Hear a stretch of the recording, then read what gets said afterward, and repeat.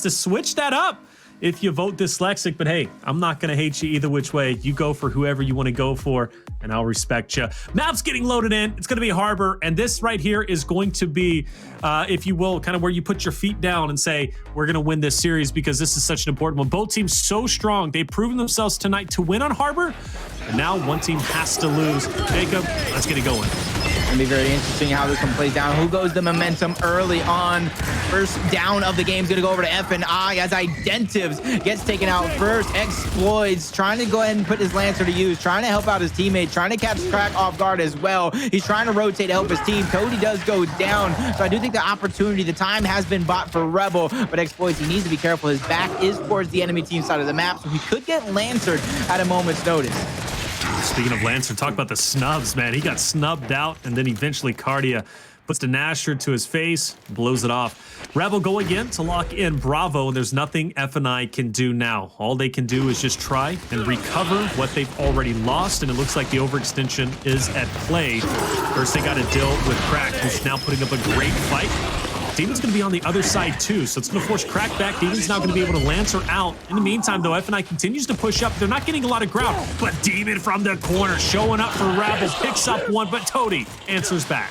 I like what Identivez did here. He didn't sit there and hold B by himself. He didn't do nothing. He made sure one of the players had to go backtrack, and that was going to be Xploidz to at least contest him, so it wasn't as easy. Fortunately, though, for Fire and Ice, they're able to win that up top portion, but they need the points. They need the hill, and that's all the way towards the low half of the map, kind of where you see Dyslexic rotating. So he's going to go ahead and give that opportunity for Fearzly to get a break. 2 hills going on over to their control, and I'm looking at the scoreline here for a moment. They will come back with 2 uncontested hills. This is almost an impossible hold for Toti, but he continues to keep Rebel at bay. Those 3 players trying to push him, but finally he's going to get out-angled literally in every possible way and taken down. I don't blame him, though. Fire and Ice continues to hold on. Rebel looking to maybe go for Charlie. I think that's going to be their play unless they just want to hold down this this Lancer angle, which could be a possibility as well. I think B might be in their line of sight, but it's going to be hard. Fire and Ice is set up very well, Jacob. It definitely is going to be hard, but Kardia, you already see the rotation coming through, but did he rotate too late? No, the Lancer Fire is coming through. The rotation is just in the nick of time. Lancer Fire, Pistol Fire, lots of damage being dealt. Danny with 2 huge downs to help Kardia out at the right moment, because just a few seconds longer, you can see Fire and Ice were about to gain the lead, but Rebel put a stop to that. In fact, all hills are being decapped for a moment, but as I say that once more, triple cap domination sounding off for Rebel. They simultaneously attack multiple hills late in the game to give them the best chances here to close out round number 1. It looks like round number 1 is about to come to an end with Rebel taking the lead. Fire and Ice know where they can go. They can't cover the map quick enough to get on the hills and kind of turn the pace. But regardless, though, it's pretty close. But Rebel was able to hold on. And good job for them to be able to do so, right? They set up very well. They broke the defensive setup of F&I, which I thought was going to be impenetrable. But F&I almost got a little bit too antsy, pushed up where they didn't need to push. They could have hung back and allowed Rebel to push them. But hey, it is what it is. They made a decision, and they stood behind it. Rebel now leads 1-0, and we're probably going to get our Bull Talks down low. Usually it is Bull Talks down low, but if Rebel places that Bull Talk down low, I said you can catch a team off guard, you can neutralize that man or that advantage in weapon placement. If round number 1 you throw that drop shot up top, fortunately you kind of get stuck with that battle towards the up top. So if you're going to go all in, you got to make sure you're ready for it, and that's kind of why you see teams sticking to that standard Bull Talk play. Not only is it smarter, only is it a little bit safer, but it allows you to put that damage from down low to up top. So usually it's a 3v3. If you don't get caught slipping, it needs to get a Bull Talk to switch the fight. All right, here we go. Crack, stun. Fearzly manages to get out of that stun just a little bit quicker and take down Crack, and now he's going to go to backside of Kardia and a couple of others. Flash is going to be down. Kardia is stunned, and he's now going to be full red as Fearzly tries to take him down. But Kardia is still fighting for his life, and a chance to get out of here is possible. Bit of a misroll. Fearzly, though, recuperates and takes him out.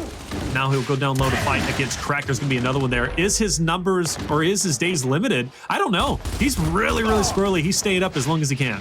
Yep, he knows he has his teammate Xploidz there right next to him on the other side. So 2v2 on Wench. Dyslexic, though, going to get the kill blow on Demon. Going to solidify the positioning over towards that neutral, but he can't cap it just yet. He's waiting for the distraction to come through. That way, Identivez can't get those free Lancer shots, but Identivez holding his ground, takes out one. Trade coming through. Xploidz catch them off guard. Fire and Ice still got a 2v2 right in front of them. Make that a 2v1, though, as Fearzly comes up big, getting that elimination. While all this is going down, Fire and Ice is racking up those points from the neutral. They have the lead, and they're going to continue to try to hold on this positioning towards the up top portion of the map, but triple cap domination sounding off for a moment. That's going to be Demon stuck in no man's land. He has to leave it up to his team to prolong the round, and they are. Kraken Identivez, we're going to push him off regardless, but look at Fire and Ice's point lead. They're feeling a little bit more comfortable now, but they're not out of hot water just yet. They've got to maintain their positioning, and Rebel is being the ones now to use their numbers, push up, and break this Bravo hill to neutral. And it starts with Kardia, who continually pushes up, and I think now he finally makes a break for it. He's going to be there for the decap. And there's not, oh, he does get dropped, and I think that's from the Lancer fire from Toti up ahead. So good on him for taking over that neutral. Fearzly's going to be there for the cleanup. The smoke is down to maybe get some cover for Rebel to break out. But either way, Fearzly is going to be pressured up. Nice shots. Xploidz going to be there for some help. And surely these two members from Rebel will drop, but they do get out with their lives, and Rebel, more importantly, does get out with the full capture. And Fire and Ice is now going to have to recover for that, but they should be able to do it with ease. I love the way Fearzly is playing right now. He's not getting over aggressive. He's not getting antsy, holding his ground when he needs to, only pushing up when he has to. And those eliminations are going heavily in their way. Demon has to make something happen. He's getting put full red. He actually gets downed out as Xploidz lands the killing blow with the pistol. Dyslexic on the home mill. Wanted to put that final nail in the coffin to tie it up one round of peace. Triple cap domination sounding off for a moment, but Rebel spawns back up. And I like what Fire and Ice is doing. They're going to go ahead and concede this bit of positioning, knowing they're going to win off points regardless. You don't need to leave it up to chance. 100%, and you know, leaving up the chance versus Rebel just isn't going to work. And now you're going to see players get desperate, such as Demon, who knew he was forced to push up. Grak as well is going to be just down low. So Fire and Ice is going to take this, and Jacob, I think we're going to have a long series ahead of us. Feels like it's been 20 minutes already with only 2 rounds played out, but that's what happens when it does go down to the wire. Neither team wanting to let up off the gas, wanting to let this one go easy. And so far, when it comes down to rounds, it's even. Weapon placements, it's even. You almost got to think about pipes and cargo. You got to put that Talon pistol there. Eventually, will get upgraded to an Incend or a shot grenade. I do believe because of the region, my guess would go towards Incend. They like that instant kill potential. All right. Well, both talks were down before. Now we're going to get our Talons as well. Both teams are going to be matched up. We kind of question, will the sniper get placed? We might not see it, especially if these rounds continue to go neck and neck. I don't think either team wants to fall behind in the overall weapon economy, if you will. So retros should be coming up next for both sides. Rebel is going to have the favorite side, at least from what I've observed in since Casting Harbor in this 4v4 style. Side Rebel is on, tends to do a little bit better, but it starts off with Xploidz. Danny is going to be stunned up a little bit as 2 more are going to be over there. Krak is going to take the advanced position. He's going to get dropped. Danny wanted to pick him up, but he knows it's going to be a waste of a life. You know, that snub is hitting hard. Xploidz can't get that final shot. Danny still being elusive, staying up and distracting these 2 players here. And that player from up top I thought was going to come down, but actually Toti managed to take him down, catches and blindsides Danny, takes him out. But how far does F&I continue to push up? They have the opportunity here. They got to be careful, though. Fearzly does get taken out, and that's going to save F&I a little bit. Triple cap downing off. Nobody in position but Kardia, and I do believe Demon, and he gets the elimination. He doesn't get the hill break because of Kardia. Like I said, on the home mill, Toti, when that elimination came through on his teammate Dyslexic, he immediately backed out of the situation, knowing, hey, we can't get killed here. We can't let our death get staggered. We have 2 hills. We have the lead. We're in the best position right now, especially since he takes out Danny right there in the 1v1. Kardia a little bit late to that fight, but with the damage being dealt, they know they're going to sandwich this player, keep staggering the desk. That is going to be the key this season for victory. Staggering the desk, not allowing your opponent to fight back 4v4. Wow. Toti continues to just kind of assert his dominance against this Rebel squad. He has pushed up so well. First he took down Danny, then he took down another and another. So he's managed to get 3 kills in the meantime, and the final kick to the face comes in as Fearzly starts to poke the bear. But at this point in time, who really is the bear? Is it Fire and Ice or is it Rebel? Krak can't get there. Xploidz gets the final chunk. And it's going to be just a minute, 39 seconds. I think the shortest round we've had yet, Jacob, but the end result is F&I taking 2 rounds in a row. One of my biggest worries about this Rebel squad is, can they stay composed? Can they fight back when they are down? I haven't seen too much, admittedly, of this squad to kind of make that guess myself, but this is where your first test is going to begin. You automatically kind of get your spot in towards the Pro League, so you're not going to have to battle back through qualifications. So every rep, whether if it's a scrim, whether if it's an E-Day, is so important in preparation for that Pro League to start, and I think this is going to be one of the first big tests for Rebel. Can they get themselves back in this physically, mentally, and emotionally? Starts with Identivez. He's really going to have to be that IGL, much like he was for the PK roster. He's going to have to bring the boys down to a level playing field and say, it's all right, it's one round, let's clean it up for the next. Inbar's going to be picked up by Identivez himself, and he's going to put that to good use, I'm sure of it. But Fearzly will take down Crack, and Identivez is forced to retreat. Get away. That's what he's trying to do, okay? And he manages to do so. Now he's going to have a good positioning in order to Inbar out. Demon, though, is going to be pressured up by one. That's going to be Toti, who has been lights out, and Toti continues to be lights out as Demon falls, and so does Xploidz. He plays by Danny to fight back. Oh my God, an even bigger play to catch Dyslexic from across the map. They know Toti's here. They need to find a way to 2v1 Toti. Don't give up a 1v1 scenario here. And you see the Lancer Fire coming through the top half, so Kardia needs to be careful. He's taking way too much damage without even fighting this fight, so Toti doing a good job of backing him off, but they need to be careful. Nice, well-placed shot by Danny. Put some damage on Xploidz. That's going to make Partner second guess this push coming through, but they're actually going to go ahead and continue to push forward, forcing Danny in weird positioning down the ramp, up the ramp. He needs to be careful here. He can't find himself separated from the rest of his team for too long. Rebel closing out that deficit very shortly. They will start taking the lead once again. Identivez is getting flanked by Xploidz, picks him up just as he tries to get behind. Just a couple of seconds later, and Identivez would have been chunked. Xploidz in a clutch position, but it's going to be so hard, and Identivez good spacing will take him down. Dyslexic also falls, and this is looking scary for Fire and Ice. I think Rebel's going to be able to take this round in a way of domination. Toti, last one standing, but still clutching up. Utility is out. He's got to pick up this 1v2. He won't be able to do so, and now it's just a matter of trying to get touch after touch. Fearzly gets the trade. That betters the chances of F&I to come back in it, but looks like all is going to be lost. The flexes come out, and Rebel will tie it up 2-2 going into the second half. Give him the littlest of inches, they're going to take the biggest of miles. Both of these teams don't want to give up. And I talked about Danny, man. That man is going to need help if they're in it. And so far, he's getting the help necessary from multiple teammates on his squad, Demon being one of them. This weapon selection going down with that M-bar placed up top by Rebel. They're going to be down to weapon placement, but this is where F&I has that opportunity. Can they give away that weapon placement advantage to throw the sniper center map and go towards the strategy that they've been doing, or are they going to continue in line and upgrade that towards either a shock or an incendiary grenade? It's actually going to go ahead and stick to that shock grenade. They want to keep their weapon advantage and use it to win these initials, because once you win the initials, you kind of set yourself up for the rest of the round if you can hold on. Absolutely. That shock's going to be hugely beneficial if it's picked off for the initial, and it looks like player 3 is going to go in and grab it. That's Fearzly.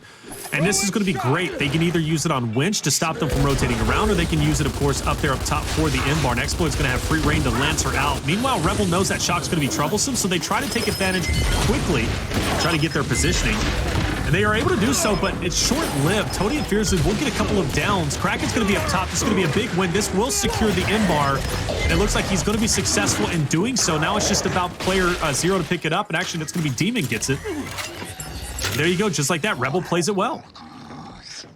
Immediately scaring him off. We see Demon hit that collateral early on today. Luckily for him, he gets to save a couple shots with the help of Kardia.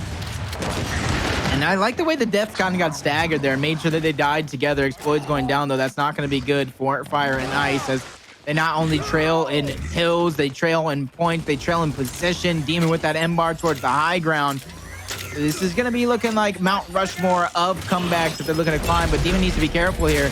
You get a little antsy, playing with his food a little bit. Triple cap domination sounding off. I don't know if anybody's going to be in position to get this touch. Nobody is. And Rebel answer back with 2 consecutive rounds to take out Fire and Ice to start the first half off well. They've got to shut them down off the initial, without question. First, it was Identivez who secured the M-bar. Next, it was Demon.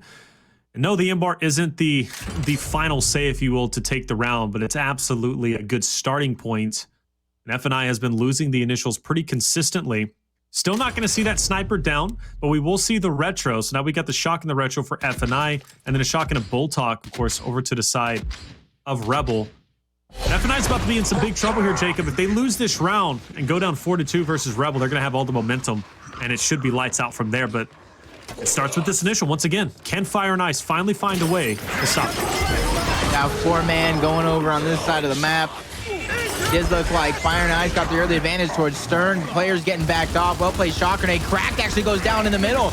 No revive coming through. That's going to be first blood. If they could actually use their man advantage here to try to get one after the next. Embar firing off. He's going to connect with one. Big kill coming through from Xploidz. We've seen him with the sniper. Now we get the treat to see him with the Embar.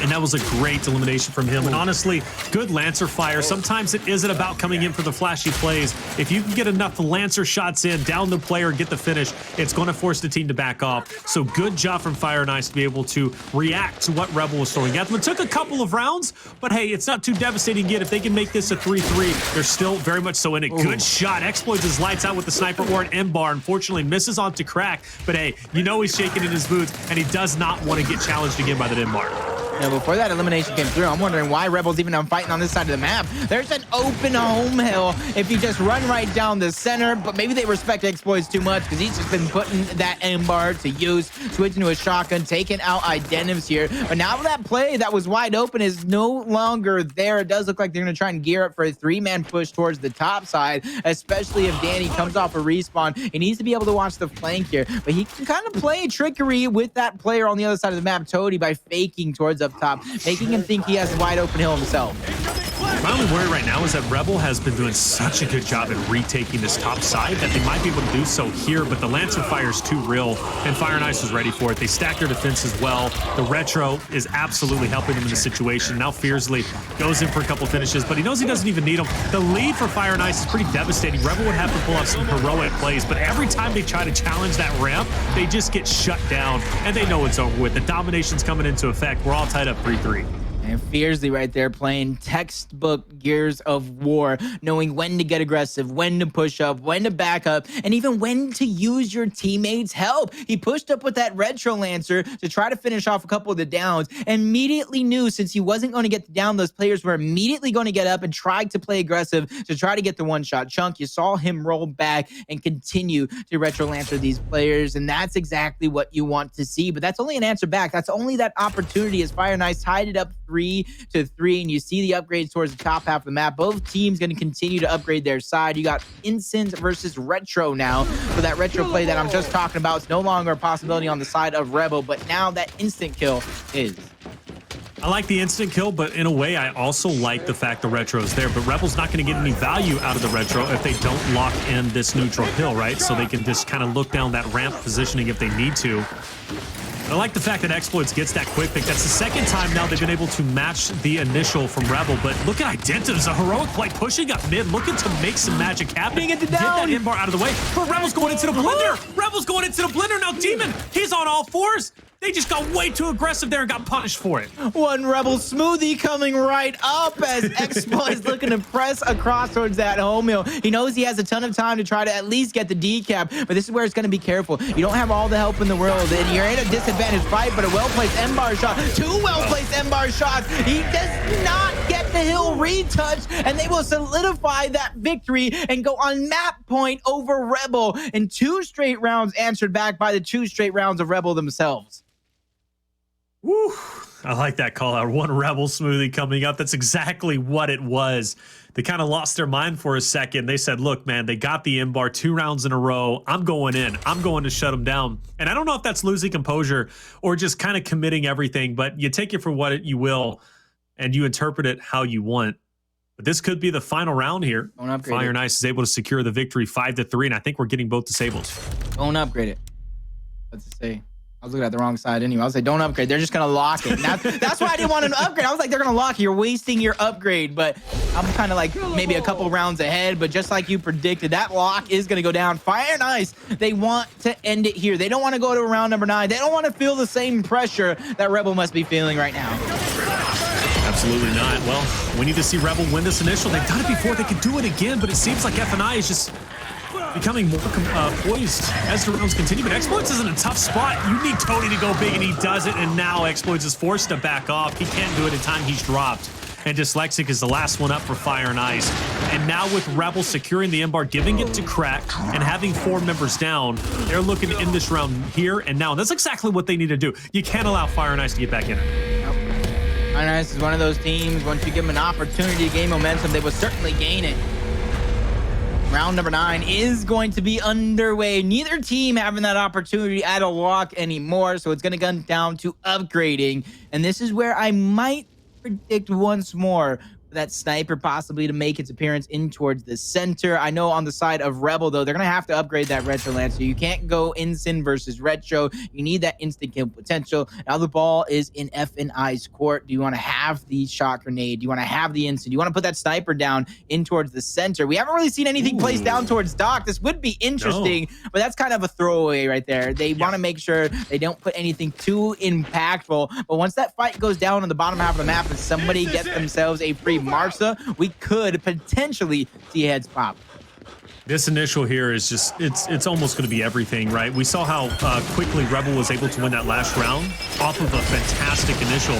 Shock is down. Xploidz gets away, but full red. He's going to drop by Demon's Lancer from across the way. We'll get picked up, but I don't like FNI's positioning here. Rebel has free range to just Lancer them out, and they're like shooting fish in a barrel. I say that, but they're finally starting to break out. Rebel's going through. 2 players going to drop Fearzly. Pulls off a great play. 3 players drop, and Identivez forced to back off. Identivez needs to buy his team some time here. You're not going to get the points in your control. That elimination could be huge, but you need to be careful. Like I said, staying alive is key. He's able to get one. That trade is going to come through, and he instantly gets taken out by FNI, so no staggering deaths. I wish FNI would have staggered it just a little. Buy yourself a little bit of time, but the quick rotation off a respawn. Rebel not wasting any time, especially since they know they have the mismatch. 2 players out of position, but that's a free home hill. Dyslexic not wasting any time himself. Quick rotations for both of these squads in round number 9 is exactly what I want to see. Yeah, this is a great round. Even though Rebel trails behind with D being neutral, Dyslexic's finally getting it. I mean, still, FNI can't be comfortable here. And we already know another fight for the Empire is going to take place. My only worry is that Xploidz, with his positioning, is going to be out of position, quite frankly. And I don't know if he's going to provide a lot of value, despite him being able to connect. I've seen this happen before, where Xploidz, because he's trying to snipe with an M-bar or a lone shot, he's not providing a ton of value. We will find out. There's 2 players that might push him here. Good push. He's got to be careful, keep his head on a swivel, because he's pretty much isolated by himself. Doesn't have a Lancer here, so he needs to make sure to be as accurate as possible. Rebel, a lot of time getting clicked off the clock. Toti holding a nice angle in towards the spawn. Xploidz going to finish that player off, leaving Crack all by his lonesome. He's going to be the next target for FNI. He's spotted out for sure. M-bar going to connect, and there goes another one. Dyslexic gets another one. Xploidz puts the final nail in the coffin. That was 4 players dead. Toti trying to get that last capture. Now it's going to be up to Kardia, going up against 3 members of FNI. Can he buy the necessary time? Hell on earth needs to be happening right now as Fire getting tossed down, and that will be it as Fire and Ice solidify that round win, solidify the map, and take it 1-0. I gotta say, man, that was everything that I wanted. A round 9, tooth and nail being fought for, and it came down to really those initials, and FNI wins that initial despite them being pinned up in that corner. I totally thought they were going to be in a lot of trouble, especially if Rebel would have started lancering out, but it was Fearzly who popped off and went massive. We've been talking about him all night tonight, Jacob, and he's been playing so very well, but that is a solid start. Anytime you win map number 1 in a best of 3 series, it kind of takes a little bit of that pressure off, and now you're heading into your map pick, Foundation. You got to be feeling pretty good about it. But overall, very impressed, whether it be from Rebel or FNI. I think both teams played phenomenally. They definitely did. Rebel showed that they're not just this team that formed to bring in how well that core Rebel roster played in the past. You're bringing the Latin American king, the superstar. And I call him still the Latin American king because the poll, the chat, the loyalty to him is still there no matter what roster he is on, and you got to put up a fight. And that's why I said this Rebel roster, no matter what we see here today, is only going to get better. And after that round number 9, that's a scary sight. That's a scary thing to think about, that they are only going to get better.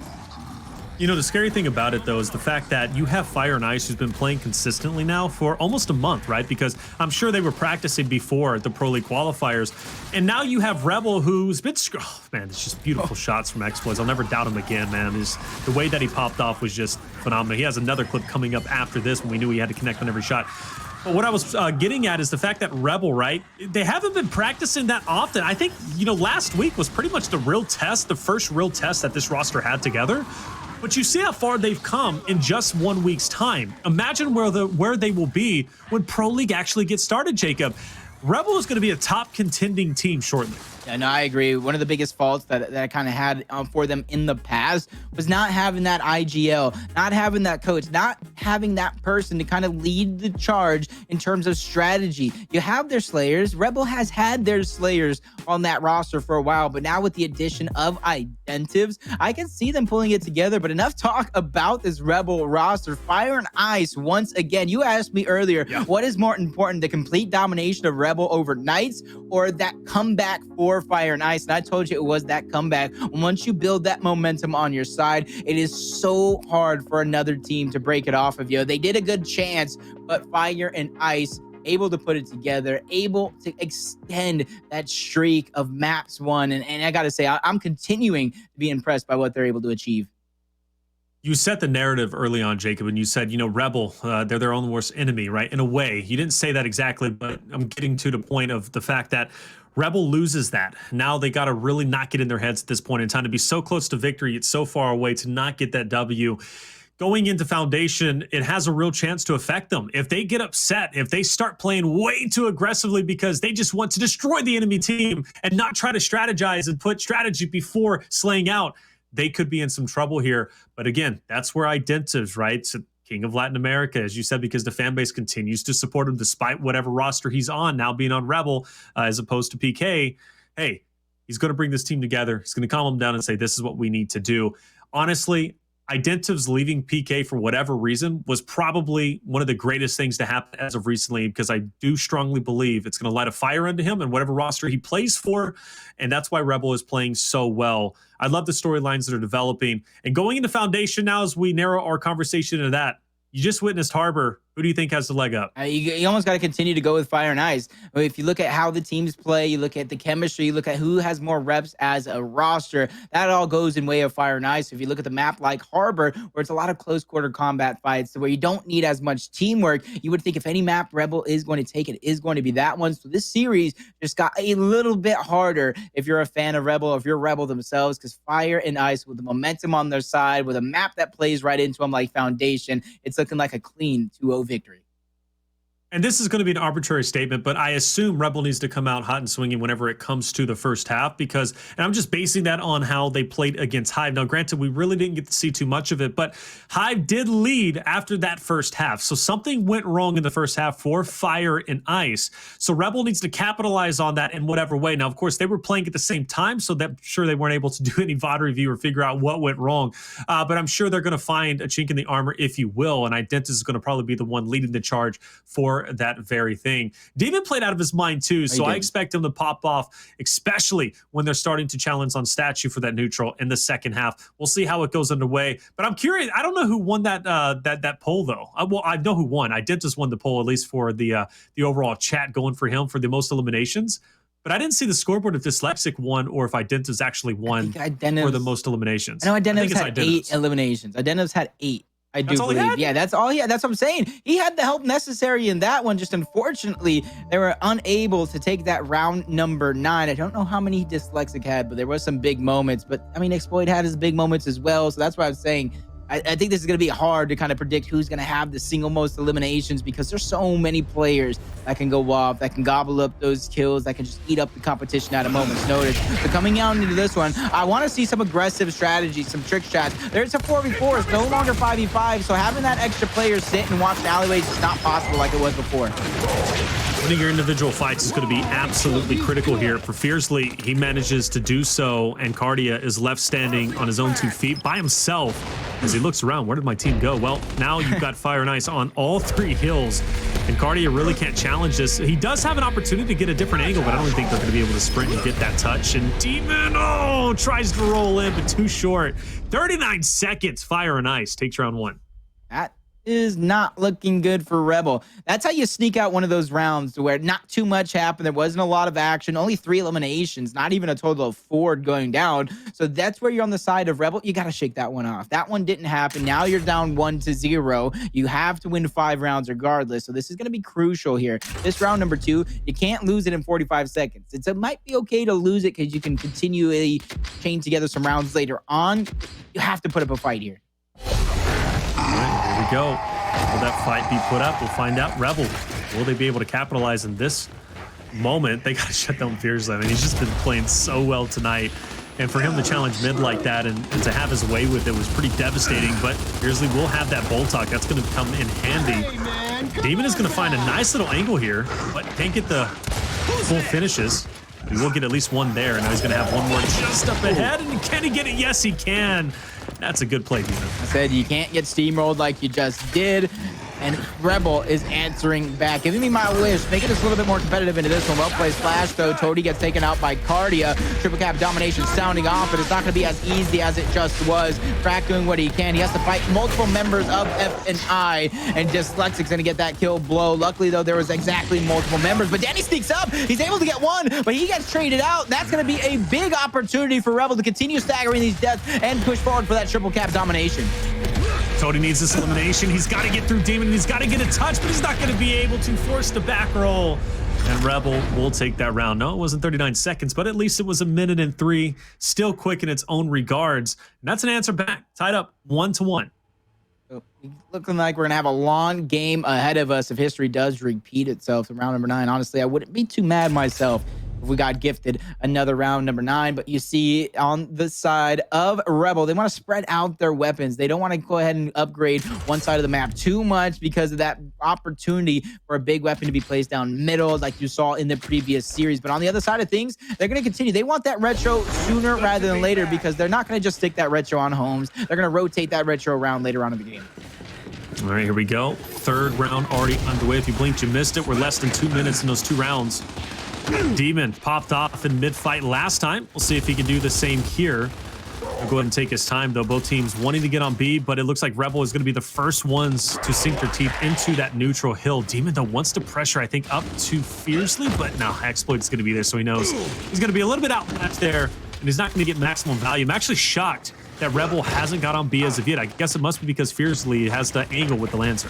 I would say Fearzly's really going to hold down a lot of this with that retro Lancer. Dyslexic in such a weird spot. Bait and switch coming through, but Crack gets taken out. Identivez needs to be careful. He took a lot of that damage early on. He was able to regen, but this is not a fight. If I was him, I want to take. He tries to make something happen, tries to go for a one-shot kill, but then he tries to escape, but he's met with Fearzly. Fearzly been waiting for that opportunity to strike, and he was given that opportunity. So finally, the neutral hill is going to be captured. The lead is going to go over towards Fire and Ice, and just for the moment while they wait for Danny to respawn, it's going to be Rebel here collecting as much information as possible because they have to gear up for a push. But if you look at where the utility is spread out, everybody on F&I have that bit of utility, so this is not going to be an easy retake attempt coming through for Rebel. Well, they are going to have numbers, I thought at least, when player 4 was going to join him. That's Identivez. I think he's going to choose to go through mid and maybe go on the flank. Meanwhile, you have that stare down, that 1v1, but it looks like it's going to be won by Fearzly. And now you do have a mismatch. It is a 3v2. As Identivez rotates around to take this 1v1 versus Fearzly, he says, you know what? If you can't handle it, I'm going to do it myself. It almost looks like Rebel's conceding this, and Fire and Ice is pretty much having their way with this round, and actually Identivez will fall, so this is going to open up the door for Fire and Ice to push on the A. Yeah, I don't know how these players, they're just not on the same page right now. Identivez doesn't back out with the rest of his team does. Everybody else getting eliminated. Overextension coming through from Fire and Ice. There is going to be a break attempt coming through from Demon. He's going to prolong the round, but he needs to break and go. He needs to start getting these decaps all around the map. Demon, oh, what? You catch him off the misroll, but finally able to get the kill, but Fearzly will take him down. Meanwhile, on the flank, though, is going to be Identivez who will take him down. What was that series of events? Either way, Identivez is going to lock in B. Oh, and look at Toti. Toti, easy kill on the Kardia. That's going to stop Fire and Ice from getting numbers all the way over. Plus, he's going to get the break, and Fire and Ice will be able to take this round. Even Toti knows it. And I mean, any amount of time that he wastes here is just going to be hugely beneficial. Just 10 seconds away from victory. What's the matter? Try to wonder. I wish there was some sort of listings or something that we can do to see what happened on the side of Rebel there. You had some players backing out, some players overholding position. It doesn't look like Dyslexic was going to get taken advantage of here as the battle does go down. Rebel once again trying to fight back, but that's going to be the final nail in the coffin as Toti cleans that one up. And he gets a kill, but too late. So, like I said, Dyslexic did look like he was going to get caught out of position. You had Danny backtracking as he ran through the center of the map, but left and right players got taken out. Players got eliminated. And Fire and Ice are just taking over. When you're in these situations where you have strategies, you have depth, you have multiple players running through different angles, you need to make sure you're on the same page, and Rebel was definitely not. I agree. I really do. Now, granted, they almost had some heroics at the end, and they could have turned the odds in their favor. But, you know, like you said, you mentioned Identivez rotating back when he shouldn't have. He got taken down. Fire and Ice was in all over the home hill of Rebel. It just didn't make any sense to me. And the only thing that makes me think is maybe Identivez didn't want Fearzly to flank, or maybe he just wanted that 1v1. Maybe it was a little bit personal. I don't know. I couldn't tell you. But in the end, he ended up falling. Things like that cannot happen. They need to come together as one solid unit. And that's one of the things I was talking about in the pre-show, or at least before we headed into this round, Jacob, was the fact that Rebel, they can't get overly aggressive because then they throw strategy to the wayside, and Fire and Ice isn't going to take that lightly. They're going to eat you up if that's the case, right? And that's almost the case here, but still very early to tell.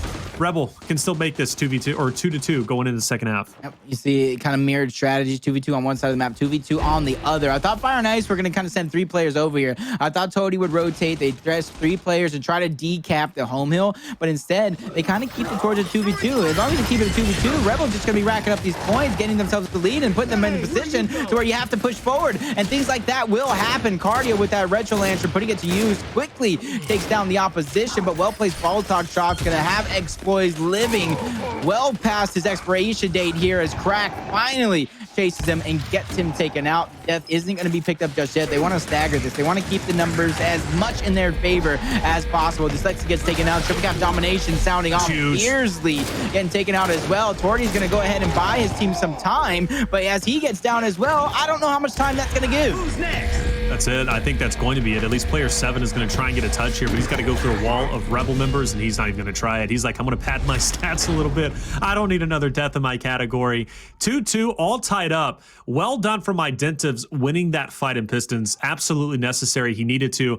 And the reason why is because he was able to down war. Excuse me. He's able to get the chunk onto one and get the down on the other, allowing his teammate to then come through mid, go to Pistons, and gather that neutral while the rest of the Rebel squad was able to take the home hill of F&I. So series of events went very well. Identivez is the reason why that round went so smoothly.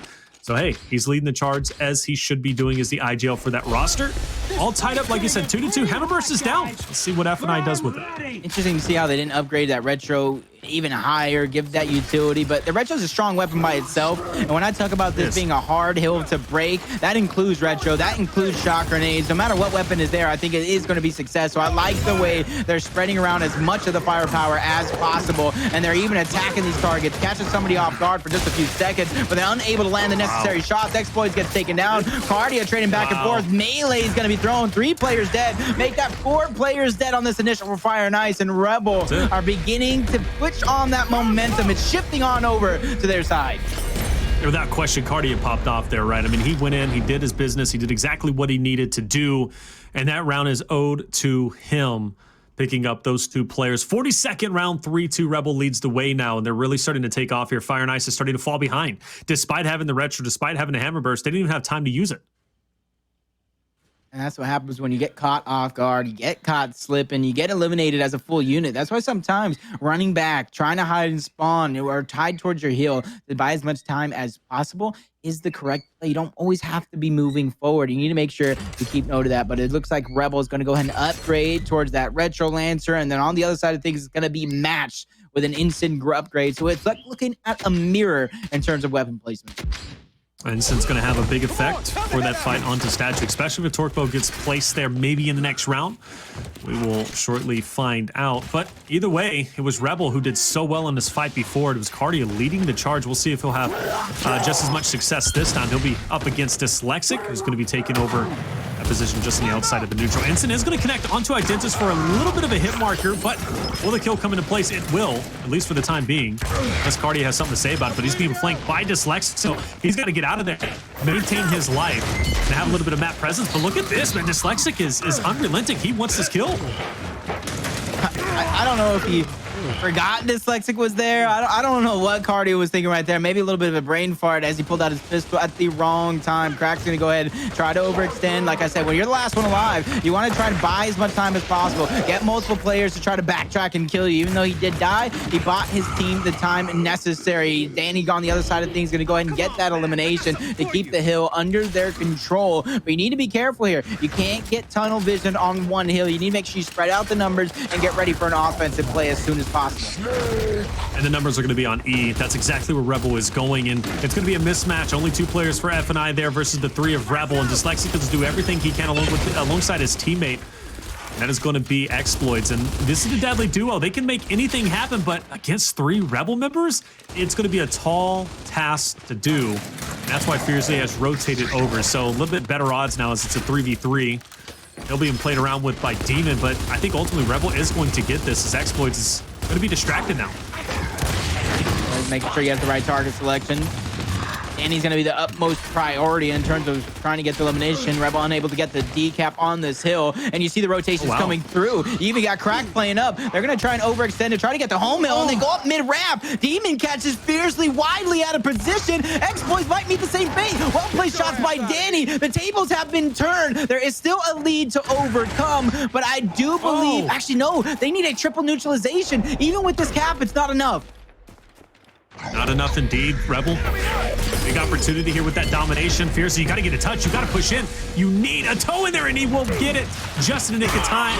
But turns us back to Demon, but still gets the kill. That was awkward. I thought Demon was going to capitalize in that moment. But like you said, big moves need to take place. Fire and Ice still has the win condition. It's like half a second off. A second or half a second off. One break is all it takes for Rebel in order to come back, but they have to make sure their hills are uncontested as well. So they have too many too many things to do for their win condition on the side of Fire and Ice. They just need to win by time. They need to slip past enemy lines at the perfect moment. Number 2, that is going to be Demon. He has to make sure nobody gets down towards the center, but on the other side of the map, Danny has an even bigger role as 3 players set up for defense. It's going to be a tough defensive breakup here, but every kill Rebel gets is going to put them that much closer to getting the break, but they haven't even pushed in yet. Crack is going to pick up Toti. That is a big elimination. Now they're starting to push in. A Lancer Fire, though, is really starting to take them down. Xploidz will also fall. Demon is getting the break. Rebel's got the break onto the home hill, and Fire and Ice will stop at 248 as Rebel gets the domination and takes the round, and they bring themselves that much closer to securing a victory. Sitting at the map 3, they now lead 4-2. I said it.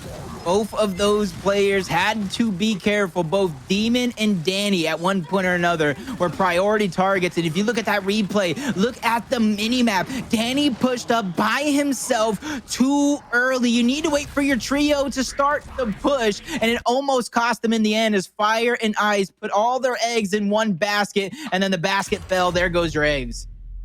Unfortunate. 248, a heartbreaking defeat, and something that's even harder to come back from. Now, Fire and Ice is in the same position they were against Hive earlier in semifinals. They were down 4-2. They managed to reverse comeback and bring it 5-4 in the final score. So the potential is there, but losing that round at 248, I think it hurts more so than anything, and it's going to be so hard to get back into the right mentality to secure this victory. Might chalk it up and just go into game number 3 on Asylum, which is still going to be a fantastic map between these two. Both teams very strong when it comes to Asylum, but hey, it's not over just yet. Fire and Ice, they still have some fight in them. Like they say, it's not over just yet. This team has come back before, including a big comeback here today. They need 3 rounds to secure that comeback and end this in a 2-0 series. Demon, he's going to get first blooded by Fearzly. Crack forced to rotate back. He was marked for a moment, so he knows he's there. And look at the map. All the members of Rebel are trying to backtrack, which leaves the neutral hill open. They need to be careful, though. Dyslexic is hiding in the wings, waiting for that perfect moment to strike. Hopefully, Identivez saw him, because if he did not, that could be a thorn in the side. But everybody on the side of Vice backtracking, making sure they get into position. The spots, the marks are going to come out. The information is going to be given. It looks like an opportunity for a split push could go down here in just a few seconds. Ooh, that smoke actually might help. Demon will drop. Crack's going to get that pick. Oh, up close, though. That is big, getting that two-piece. I thought Fearzly was in trouble there, but that smoke helped him out quite a bit despite being full red. On the other end, though, Dyslexic looks to pressure in onto Kardia. Both are going to be at a standstill. I say that the snub comes out from Fearzly, and Dyslexic goes in for the cleanup. He's able to get one. Kardia, last one standing. He will drop. And Fire and Ice is still in this yet.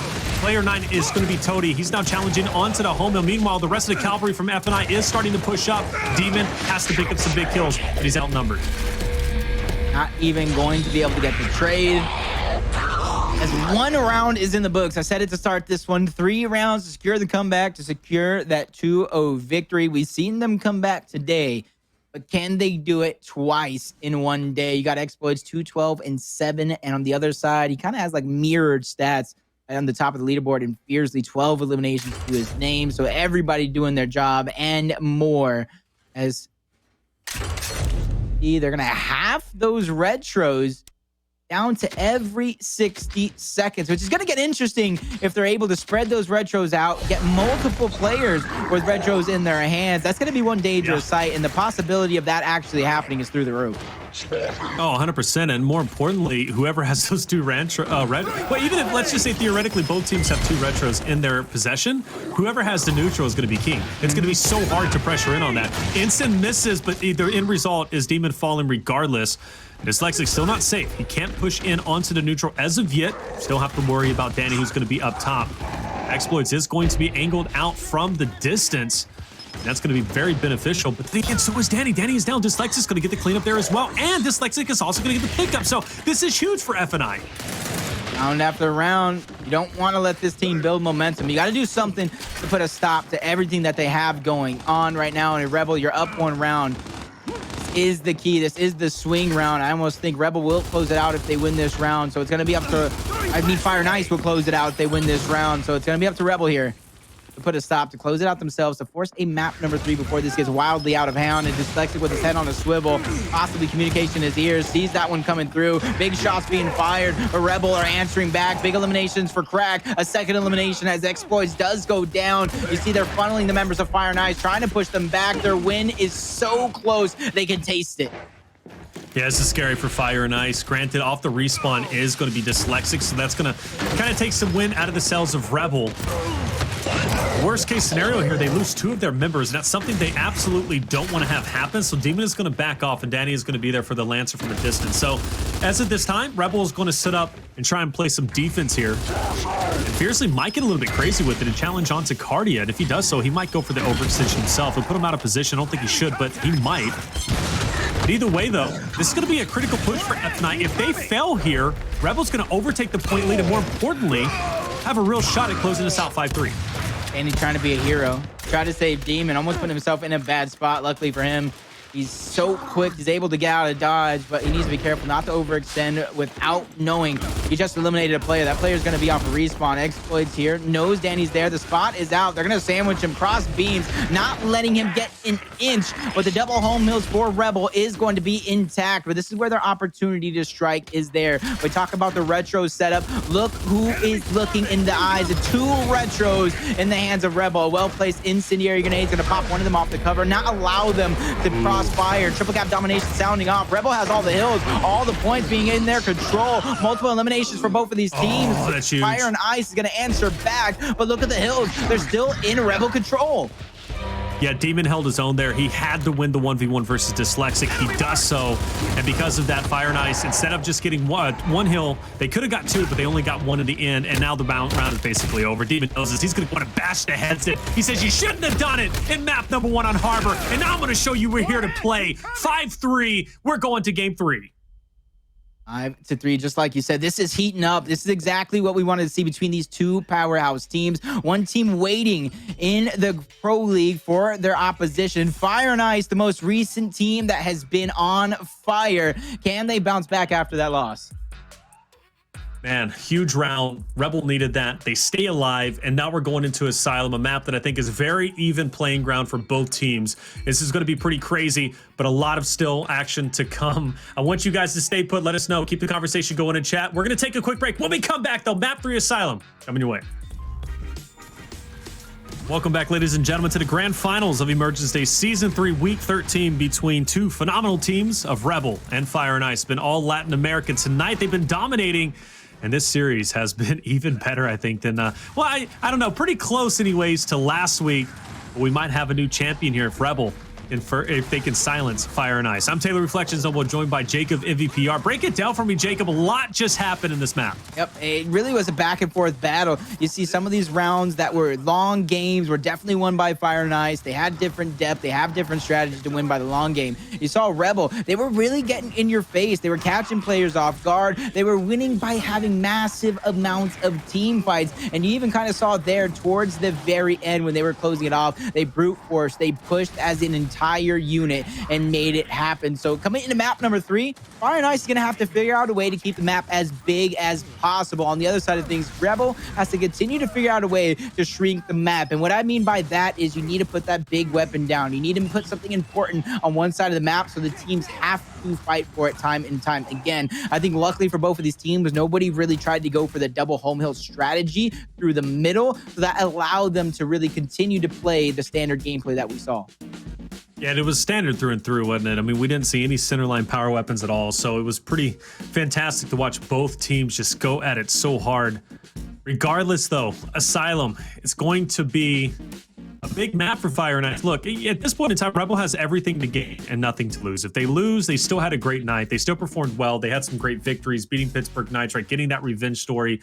They played solid, and they still have a lot to improve. But for Fire and Ice, they have everything to lose. They haven't lost shit, right? Losing tonight would be their first L, and I think they would take that pretty hard. No one wants to lose, especially if you're undefeated.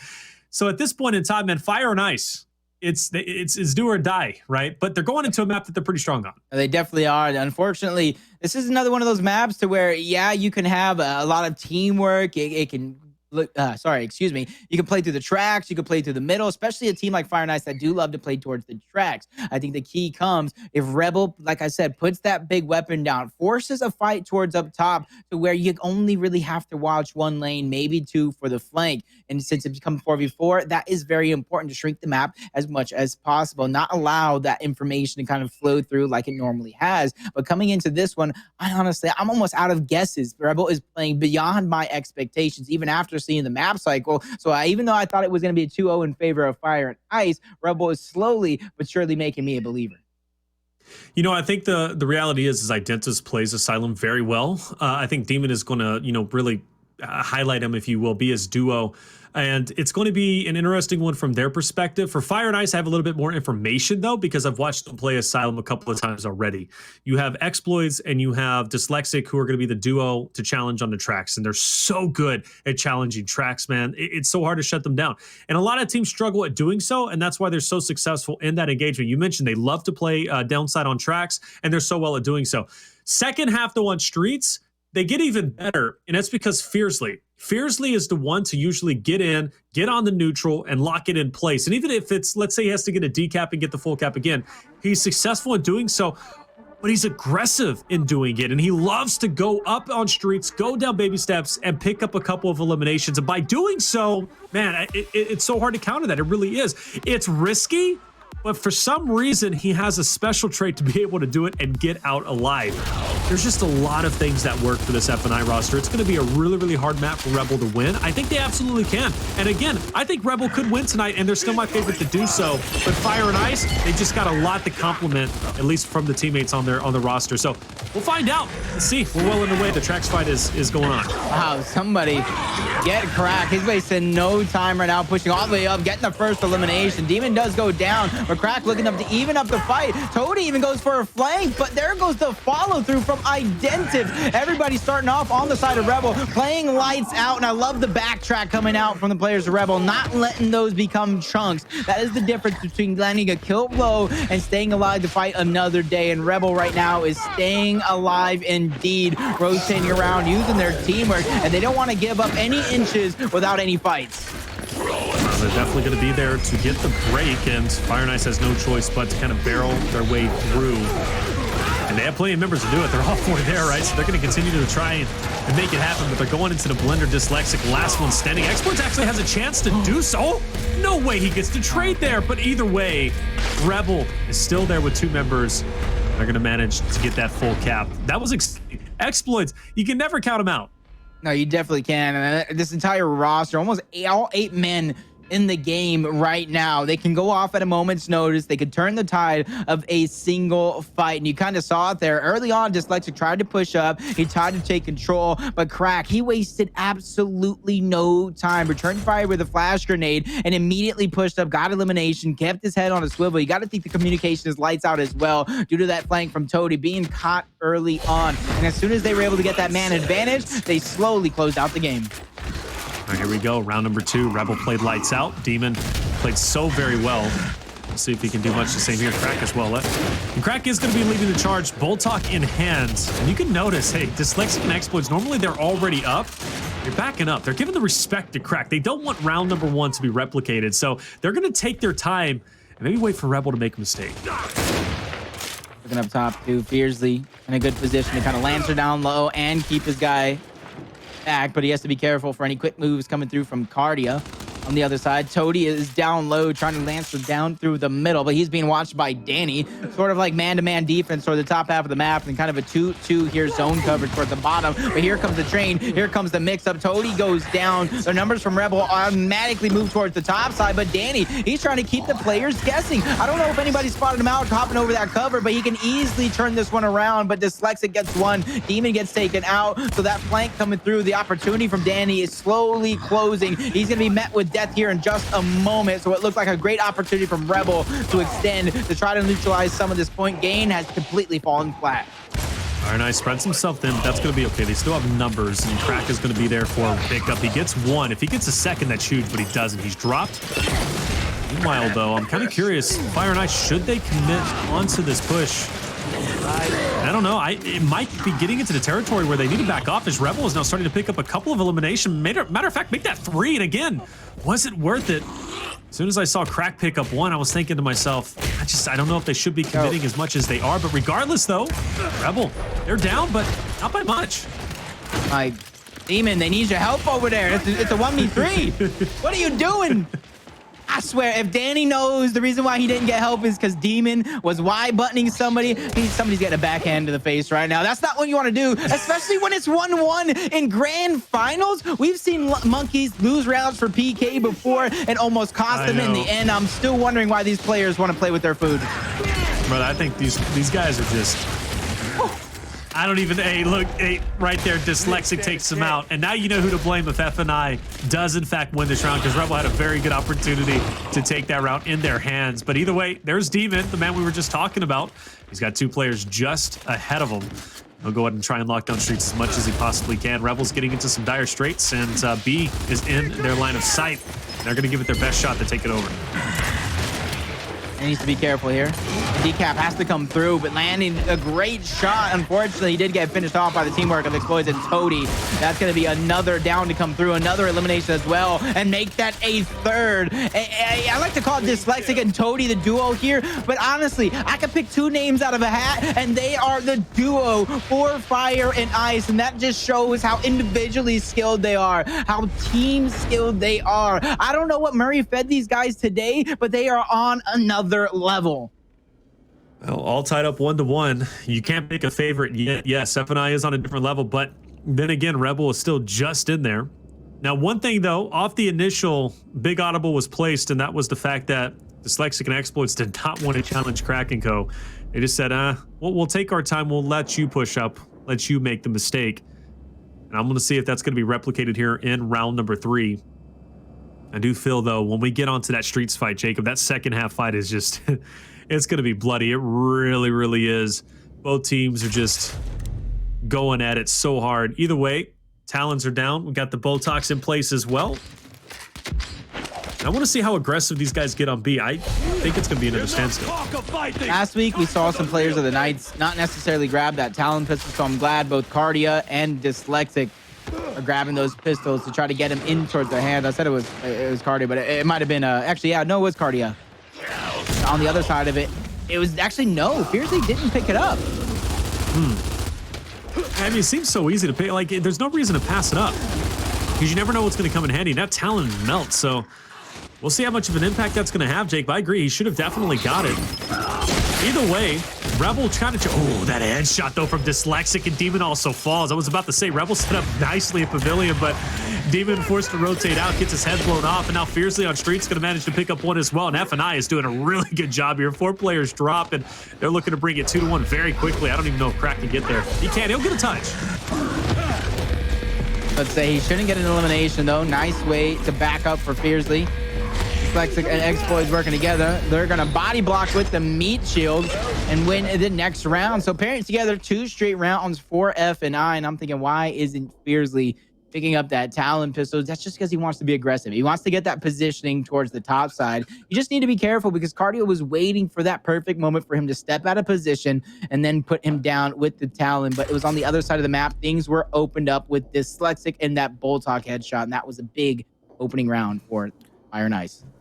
So you said make the map smaller, power weapon to do so. And well, what do you get? You get Demon placing down the boom. So seems as if they're taking your advice. They want that fight in mid. It should. I want to say it should be a 2-2 here, barring any trick strategies. You might have somebody try to go up top to try to angle down and try to make something happen, but it's actually no. They want to send 3 players down low. They want to make sure to get in towards that pavilion. That is so important right now. And there goes First Blood over towards Demon. That's going to pick up the boom shot, immediately puts it to use, kills his teammate, but getting the enemy is going to be so crucial here. Toti has an opportunity to get not 1 but 2 downs. He gets taken out. So opening up, Rebels start off strong, get 2 hills under their control, and slowly start to gain points. All right, here we go. Let's see what happens. And I want to see if your strategy is going to prove to be true. It seems as if it's a sound strategy at this point in time. Now, you do have player 7 who's going to be on the flank, and Demon's just going to be able to Lancer out. You also have Kardia who's going to be up ahead, but he's the one who has to hold his ground, and unfortunately he can. It was just a bit too tall of an order, but that Lancer fire, again, was too much, and it should absolutely be around. And man, I don't know if you're a wizard or what, but you said it should be 2-2 going in second half. Well, there we are.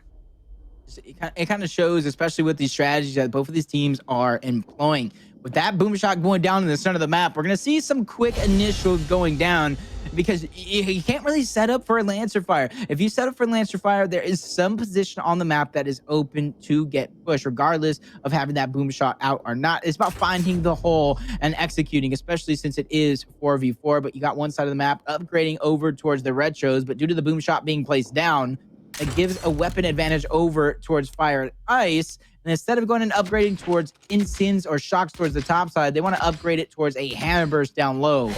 And that is interesting to me because you almost think you want to get that utility advantage and Dyslexic with the Boltok headshot potential.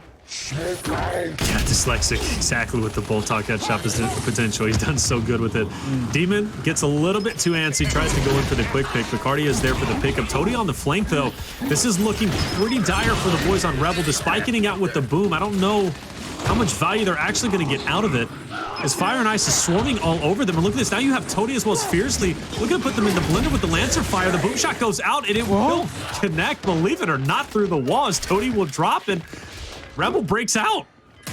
I'm so shocked. Demon finds a way with the splash damage. I do believe it was because it was active as well. There goes another down. They're going to continue to stagger the death. 2 more downs coming through. 3 total players getting eliminated. Toti does go down. That's going to put Rebel in this prime position to close out this round and go first here into the half and take the lead 3-2. And that was one interesting boom shot. It wasn't looking good there for a moment. It looks like it was like shooting fish in a barrel as these players were beginning to get desperate to make something happen. But man, that's going to look like a play that Toti just wonders what happened himself.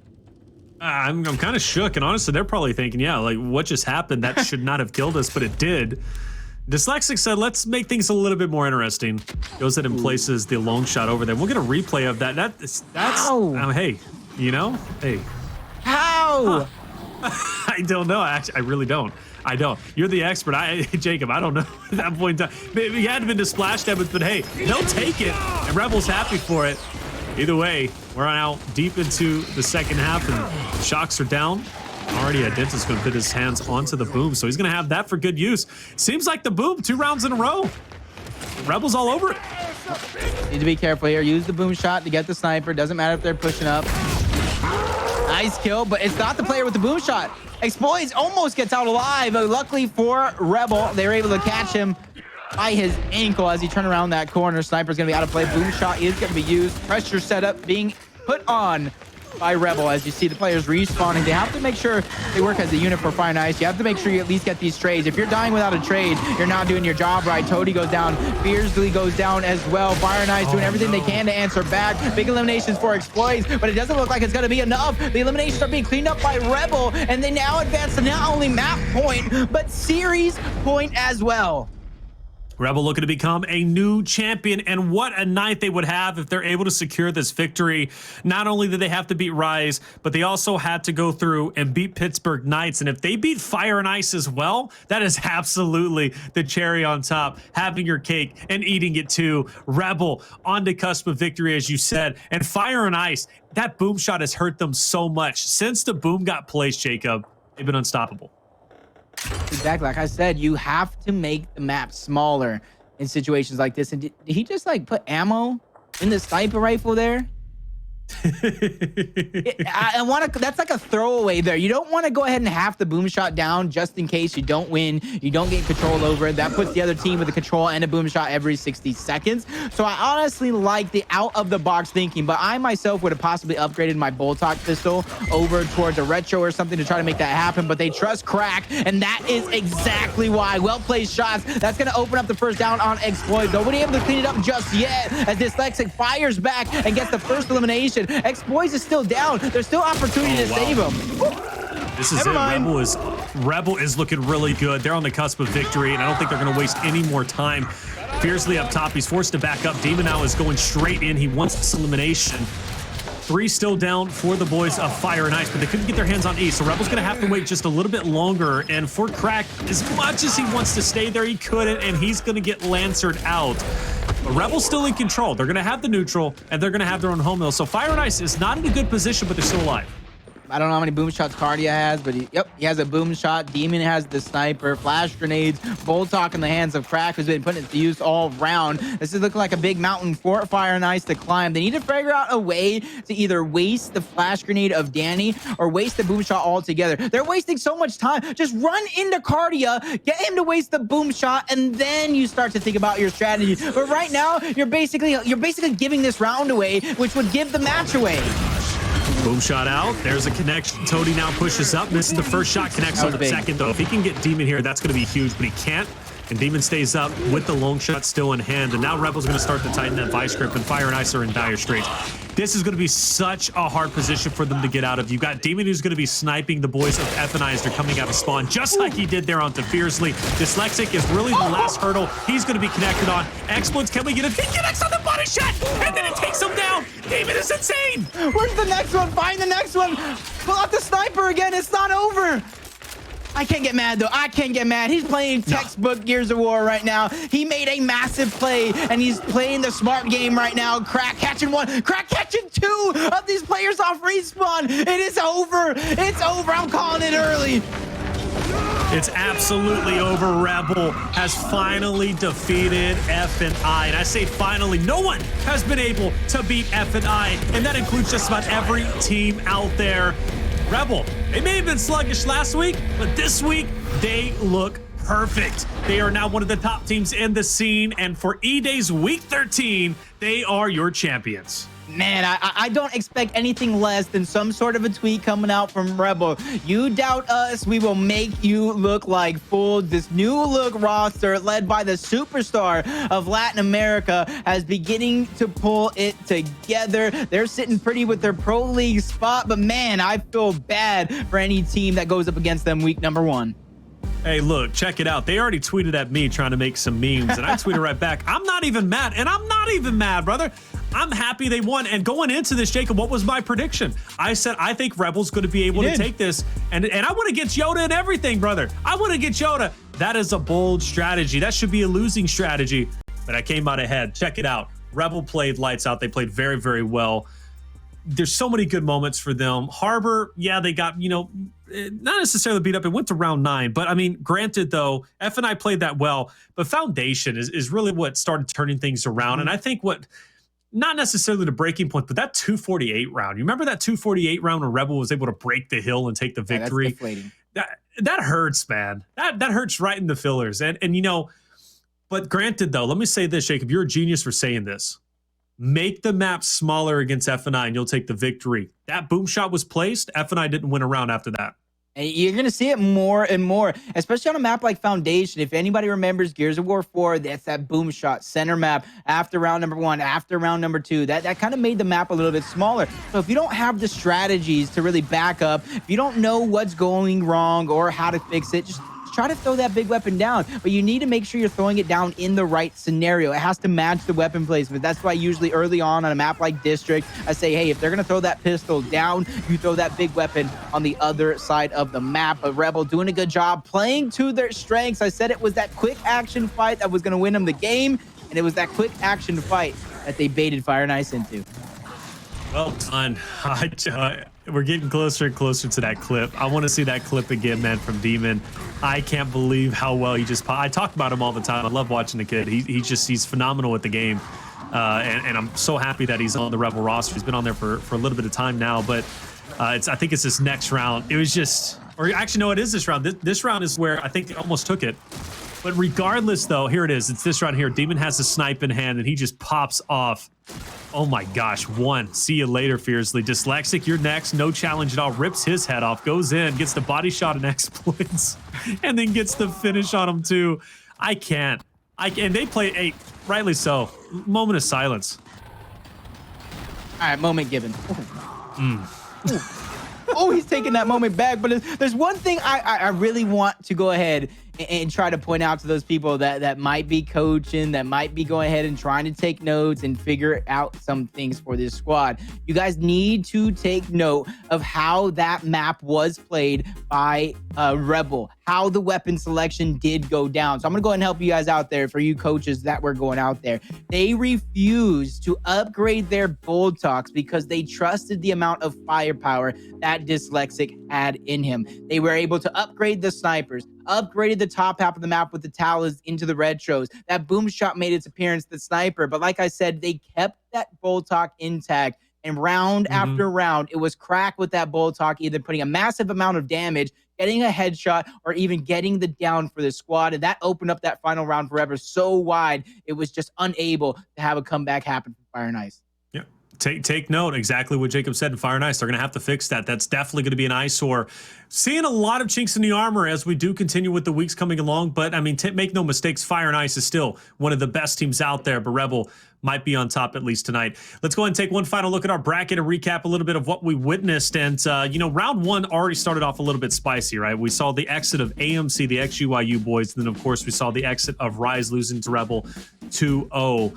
But if you had to lose to anybody, I guess you had to lose to the champs. But without question, Rise has been struggling, and AMC losing to Hive just shows that Hive is playing really, really well. Of course, though, in semifinals, F&I versus Hive, Fire and Ice was able to secure the victory, albeit on a comeback on Foundation, them being down 4-2, and they were able to secure that second map victory, 5-4, I believe it was, with the round number 9. And then, of course, for Rebel and PK, that's a huge win, Jacob, for the Rebel boys to beat PK like that, because they lost last week in a convincing fashion, and then they just beat PK in a convincing fashion. You talk about turning around or a turning point, that was massive.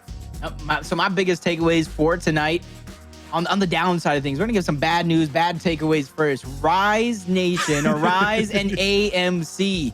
You guys have been coming up short. You guys have been slacking. You aren't looking like the dominant team that we know and expect you guys to be. But on the other side of things, just like the start of last season, it is looking very, very dangerous for these North American rosters. Latin America has shown throughout the start of this season, continuing on into this split, they are a dangerous region to be reckoned with. I think changing it to a 4v4 and the way things are playing out right now, it is aggression. It is the play style of the Latin American rosters that are suited, that this meta is made for as of right now. Obviously, things can change. There's a lot of development in towards strategies, the way the maps play, weapon selection that still can go ahead and change things around. But at this very moment, Latin America, once again, looking scary. You know, they're looking really, I think they're looking scarier now, actually, than they even looked, you know, last split. And the reason why is because last split we had kind of the savior, which was VQ, and they were undefeated, right? And they were representing NA very, very well. But they've already lost one E-Days, and things are looking, like you said, a bit scary for NA. And at this point, Latin America is on track to win the major. Very early to say that. Pro League hasn't even started, but I mean, they already look scary as it is. And NA has to become hungry because we know Latin America is hungry, and they have a huge fan base supporting them, which is only going to make them better. So, hey, and I'm saying that as a North American fan, I think Latin American at this point is absolutely going to be on top. But Jacob, it's been a great night. I'm going to leave it to you for your final words. I mean, my final words, a lot of these teams, man, Pro League is right around the corner. You got to have enough excuses. Make sure you get your reps in. Make sure you get your practice in. And you can kind of tell in these results who's really playing the game and who's putting the right amount of practice in. You guys can go out there and say a scrim is a scrim, but when those results are carrying over to tournament matches, something has to change. Something has to be done. Yep. So those teams that I was talking about, Rise, AMC, Old Man, you guys got to start pairing it together sooner rather than later, because we've seen what happened last split when Vanquish was able to catch fire. You don't want to be on the receiving end to another beatdown when it's Fire and Ice's turn. Very well said, Jacob. It was a great night having you. Of course, for all of you guys out there, we love you. Make sure you hit that follow button if you haven't already. We keep the Gears action going. This Monday is going to be the third and final week of the Pro League qualifiers. I hope to see you all there, because we're going to get to see if Fire and Ice, Hive, and a couple of other teams will make it to be a Pro League team. Chances are still out there, but a lot can happen in the third week. So hopefully you guys will have a chance to catch it. But for myself, Taylor Reflections, Noble, Jacob, MVPR, Colin the Crow Clark, who joined us for one map earlier on in the tournament, our production crew, and you guys out there in chat, we loved having you, and we hope to see you again on Monday for Pro League qualifiers.